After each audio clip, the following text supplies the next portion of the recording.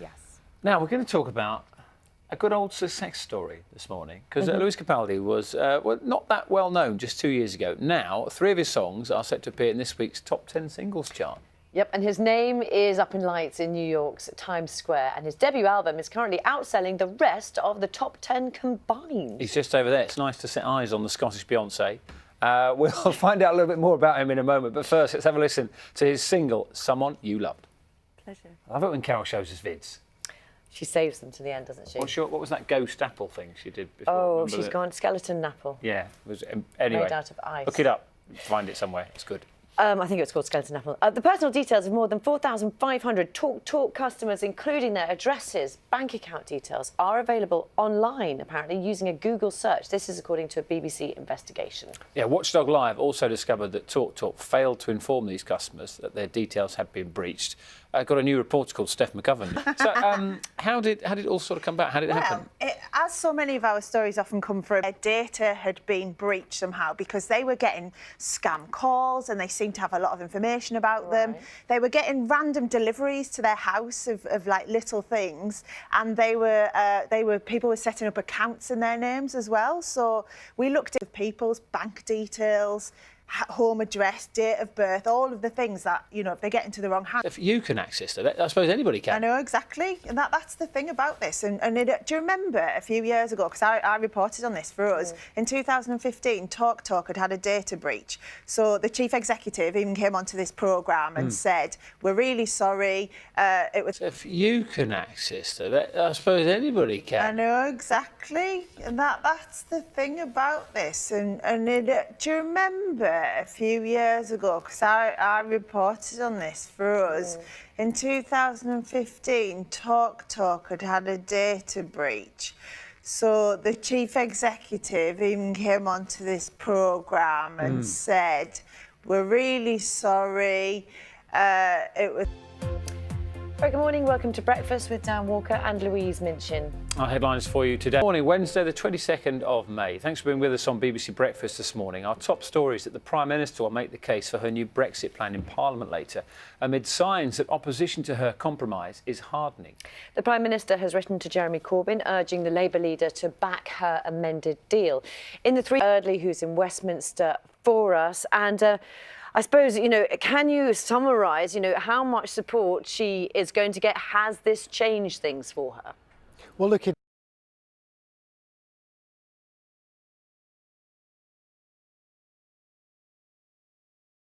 future of thousands of British steel employees remains uncertain as the company's owners continue to lobby for government backing this morning. The firm is blaming Brexit uncertainty and says it needs an emergency loan from the Treasury. Well, our business correspondent Sarah, we need a bit of monkey news.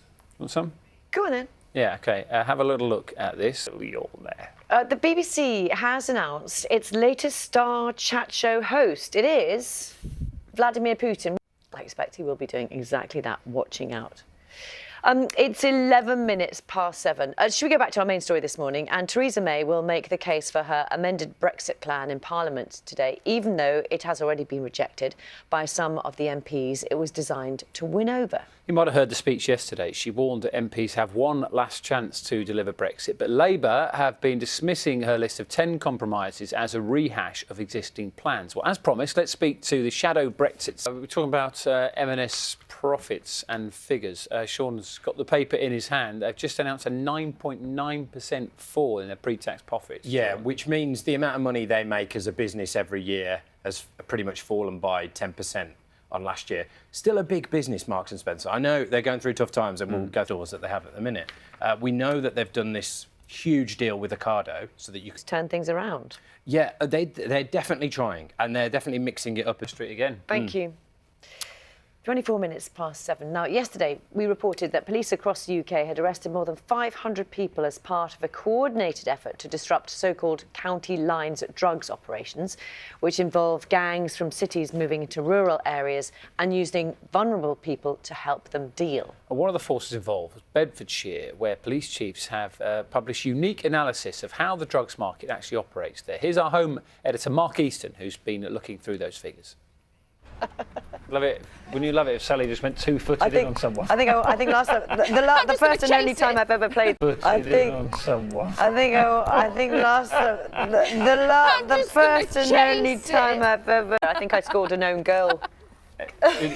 Did you? You did better than me, though, Luke. I'm going to get this ball. I scored, but Touch the ball, Sally. I can't beat them. oh, well done, Sal. A passing glance. Brilliant. Thank you so much. Pay attention, Nugent. I Pay love attention. that. I love that celebration of women's sport. Thank you very much. Bring my jacket back, by the way.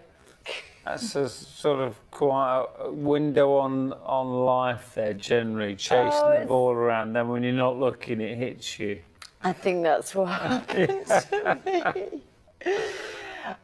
Should we catch up with the weather? I was... honestly, the sunrise this morning, Carol, was one of my favourites ever. It was really beautiful. Good morning. Good morning, everyone. She could call it Bridget Jones' The Menopause. See, there is so much material out there. It's got to be done. Come on. Thank you once again for all your comments after. She could call it Bridget Jones' The Menopause.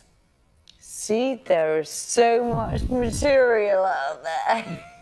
It's gotta be done. Come on.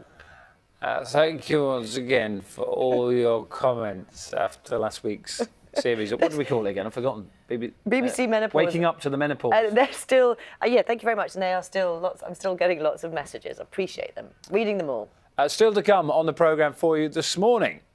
Ticket's got like an extra 50p involved in that, yes. And that money then funds people who are anxious going to his concerts. Exactly, yeah, trying to help them out because he's been contacted with quite a few of his fans who say they're unable to go and actually watch him live because they feel anxious in those big spaces. He's going to be here later. Right now, the news, the travel, and the weather, and we will be back here in a few minutes with the national headlines. See you then.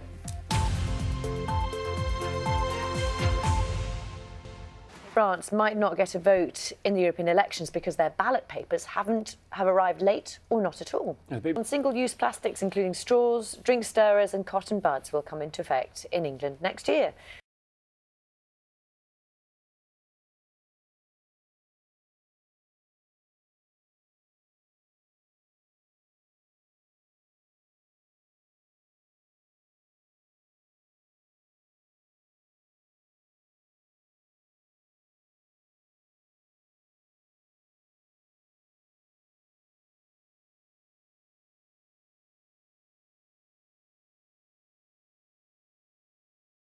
Really want to have to go there mentally, but if you do start planning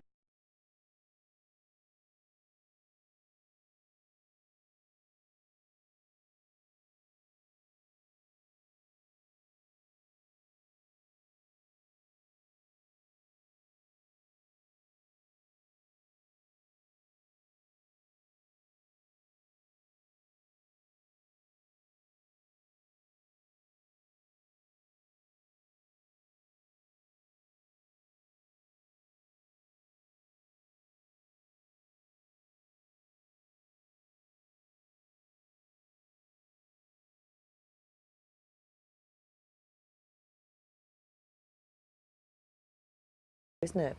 Yeah, and I think you feel guilty about that.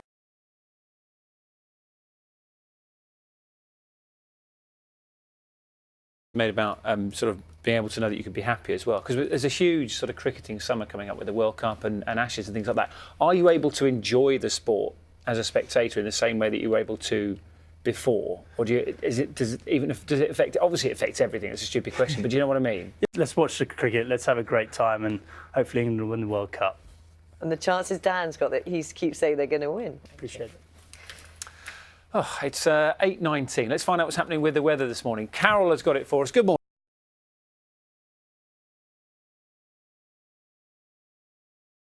About it and say that he has really difficult days. I really think that has a massive impact on people. And lots of people getting in touch about him already, so thank you for that. 23 minutes past 8, M&S have been having tough times, Sean. They have. How bad is it? And it's almost it seems as bad as it's been over the last few years when you look at profits falling again, still making banter. The self. Oh, sorry, hang on a minute. Did you see Louise's face? Yeah, Louise is like, you're missing the big story here, Sean. What? All of these kind of things. Of course you're But right. I've not encountered Ant and Dec yet. these are the kind of things. What else is coming up in the programme? We're going to talk, aren't we, about the first newsreader on the BBC. Oh, She was yeah, in Nan Winton. Yeah, in 1965, she was allowed to read the news. This is because she died this week. She was allowed to read the news for the first time, a woman. There was a lot of kind of controversy around it, so much so that she... Wherever you happen to be watching.